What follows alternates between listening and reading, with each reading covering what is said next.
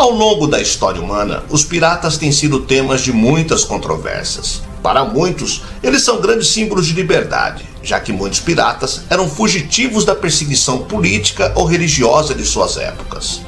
Muitos deles partiam em busca de uma nova vida nos mares, onde acabavam vivendo grandes aventuras ao desbravar as terras do Novo Mundo e encontrar riquezas que, como contam algumas histórias, acabavam até mesmo dividindo com os mais pobres.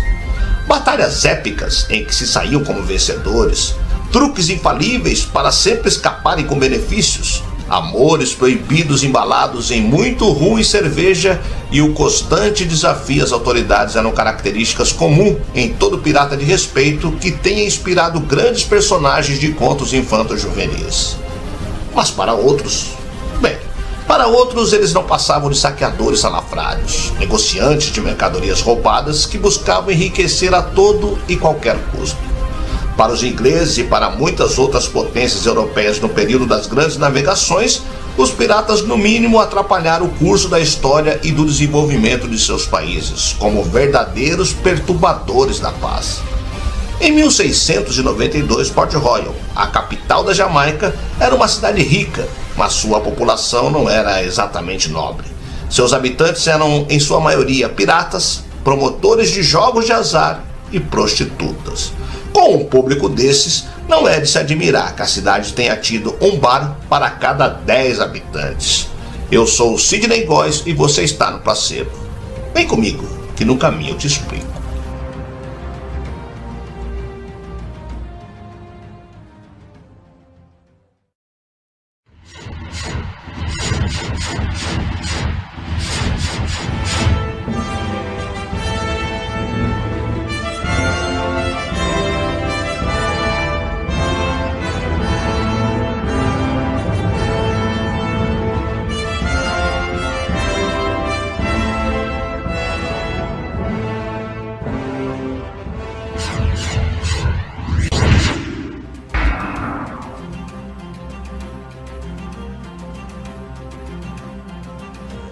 Em 7 de junho de 1692, a cidade jamaicana de Port Royal, notório paraíso pirata, afundou no mar Caribenho.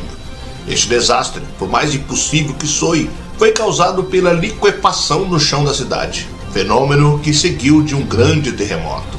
Situada no extremo oeste do banco de areia de Palisadóis, Port Royal ganhou uma reputação no século XVII de cidade mais rica e mais pervertida do mundo.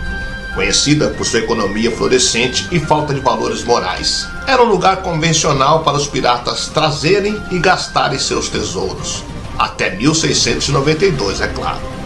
O terremoto ocorreu exatamente às 11h43 da manhã. Mas como sabemos o horário exato? Graças a um relógio de bolso que afundou junto com 2/3 da cidade e mais de 2.000 pessoas. Mas o que é liquefação?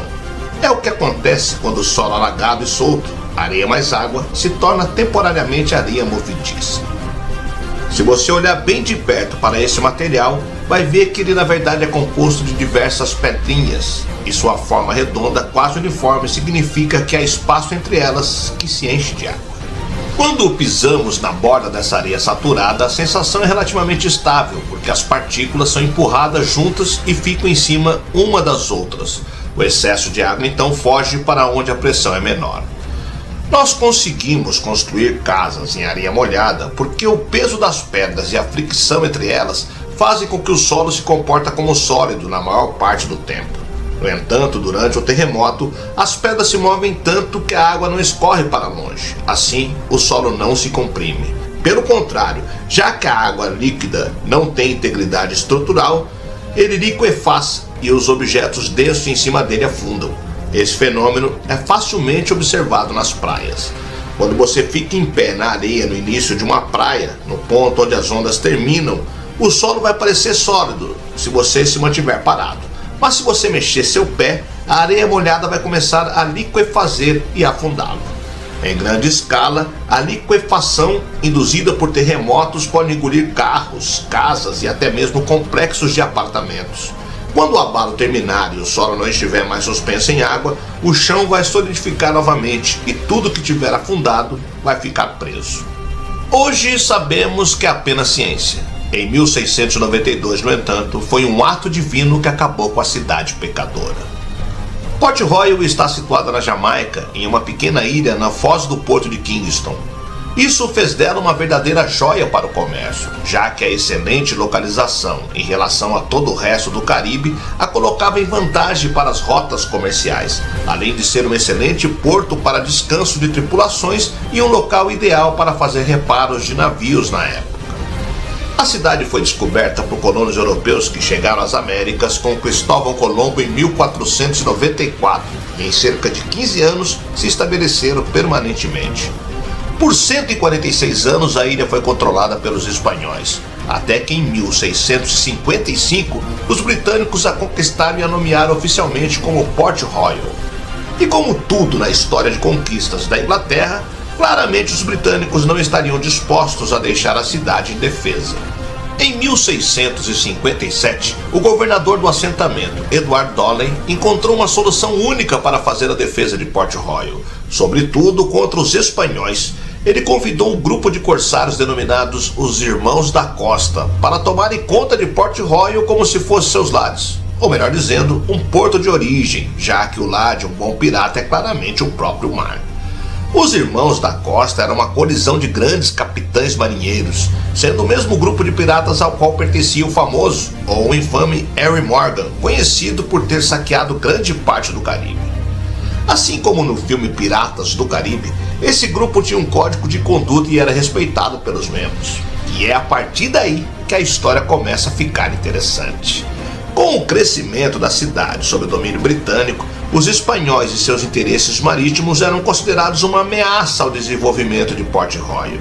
E por esse motivo, o governador britânico de Port Royal decidiu começar a acolher piratas para protegê-los, mas sob as condições deles protegerem a cidade dos espanhóis.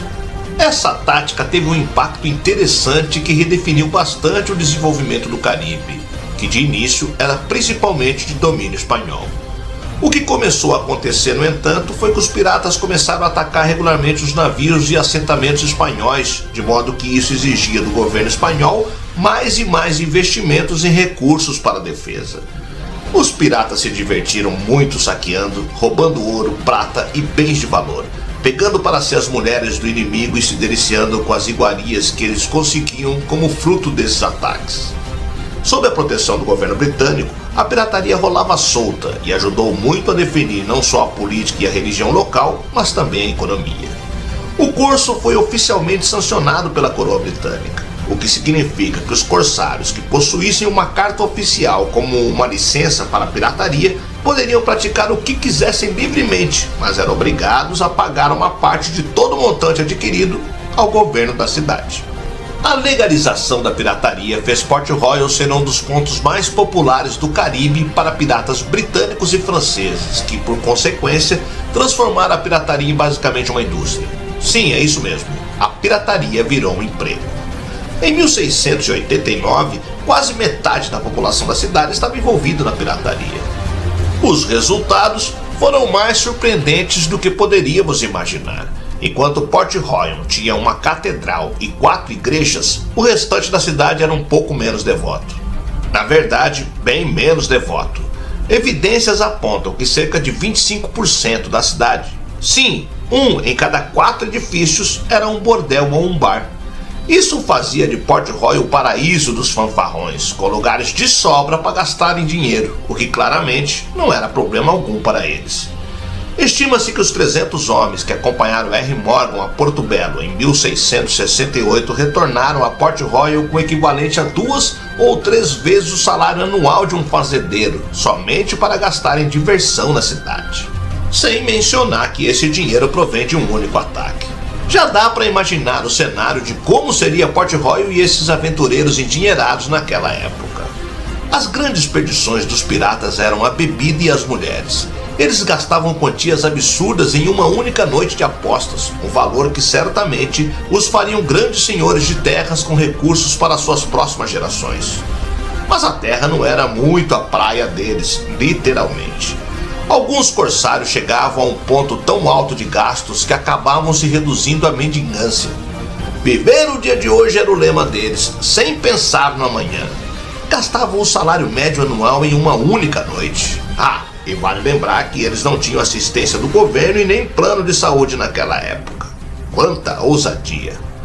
A economia de Port Royal e todos os outros fatores que trabalharam em favor da cidade a fizeram crescer tão rápido que ela se tornou a maior cidade fundada pelos ingleses nas Américas. Em 1692, Port Royal deixava até mesmo Nova York no chinelo. Existem relatos de que havia até 10 mil habitantes, um número absurdo para a época, fazendo-a ser a maior e mais rica cidade do Novo Mundo. Port Royal era a capital da cultura pirata, ou melhor dizendo, a capitã dos piratas. Mas assim como o marujo que passa a maior parte do tempo no mar, as chances de afundar se tornaram maiores. E foi o que aconteceu com a cidade. Ela afundou. Afundou literalmente mesmo. Na verdade, uma parte dela, mais precisamente. De forma diferente às outras cidades antigas que viram ruínas ou edifícios históricos, com Port Royal aconteceu diferente.